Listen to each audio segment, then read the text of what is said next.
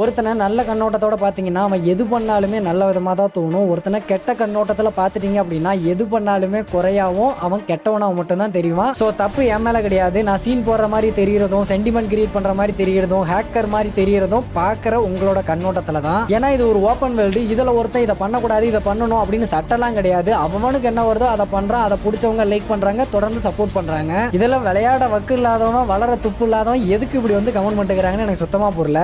இன்னமும் என்ன பிடிச்சவங்க பிடிக்காதவங்க எல்லாரும் சொல்ற ஒரே விஷயம் என்னன்னா லைவ் போட்டு ப்ளே பண்ண ப்ரோ ஹேக்கா இல்ல ஸ்கில்லான்னு தெரிஞ்சிரும் அப்படின்னாங்க. நான் லைவ் போடுற விஷயமே என்ன உங்களுக்கு தெரியலன்னா நான் விளையாடுற கேம் பிளே உங்களுக்கு எப்படி தெரியும்? 1-2 நாள் இல்ல தொடர்ந்து 5 மாசமா நம்ம லைவ் போட்டுட்டு இருக்கோம். மெயின் சேனல்ல கிடையாது, SRM ஸ்குவாடான இந்த சேனல்ல.